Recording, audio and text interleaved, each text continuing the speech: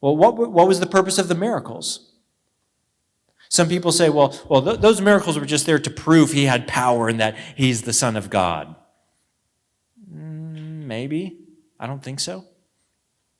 I mean, miracles were never just a raw display of power. Look at me, I'm God. Hey, you guys, see that hill over there? Check this out. I'm going to turn it into a volcano. I'm going to blow the top off, and it's going to land on that Roman garrison and kill those Romans. Ready? Watch this, okay? I mean, he never did anything like that. I mean, if it was just a raw display of power, he would look like a Marvel superhero, or at least have a flying magic carpet, something, if it was just to say, hey, check this out, I'm powerful. They were never raw displays of power.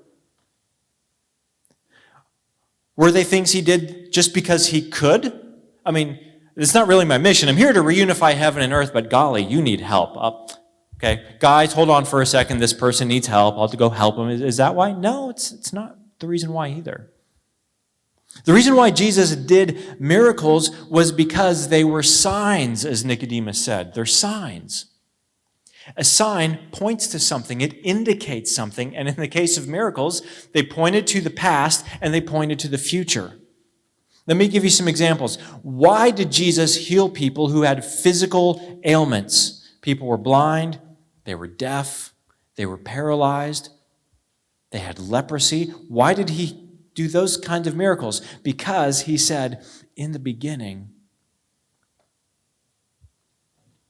when we lived in the presence of God, everything was just the way God wanted it. Sin has corrupted us. And I want to restore the natural order. See, we think miracles are a suspension of the natural order of our world and how it works. Not in Jesus' economy. They were a restoration of the natural order that God originally created without sin. And they pointed to the future when heaven and earth will be reunited, and we will have resurrected bodies that are glorified and outfitted to live forever, and there will be no more death, no more crying, no more mourning, no more pain. He said, this is what's coming. And in these teeny tiny ways, in these pinpoint ways, he brought the kingdom of heaven down to the kingdom of earth and restored someone's broken body. Or why did he have a heart for people who suffered from demonic oppression? Because they were being held in captivity by evil forces. And Jesus said, when the kingdom of heaven comes, evil will have been confronted and banished forever. And I'm going to, in a very small way, in your life, bring the kingdom of heaven down to earth and give you your freedom that we will all enjoy in infinite measure when the kingdom of heaven and earth are fully united. Why did he bring the dead back to life? He resurrected a widow's son. He resurrected the daughter of a man named Jairus. He resurrected his friend Lazarus. Why did he do that? They were going to die again. Why did he resurrect them? Because he's showing in a small way, this is what happens when the kingdom of heaven comes down to the kingdom of earth. We're raised with resurrected and perfect bodies. Why did Jesus get his whole ministry started by turning water into wine? That's a weird one, isn't it?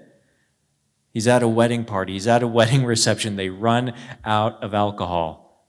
I better make 100 gallons of wine. That would be the perfect first miracle to do, to show everyone that the Son of God is on the scene. Why would that be his first miracle? Because he's showing what happens when the kingdom of God comes down to the kingdom of man. It's the real party, the true party, the feast of great joy. Jesus was always talking about how the kingdom of heaven would be like a wedding reception.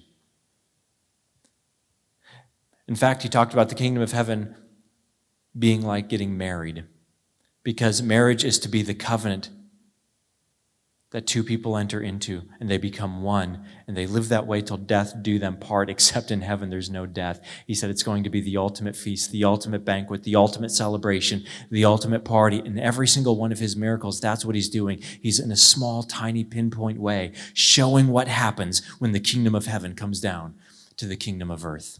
In fact, that's what's amazing about miracles. The miracles of Jesus were temporary intersections where Jesus brought the kingdom of heaven to earth.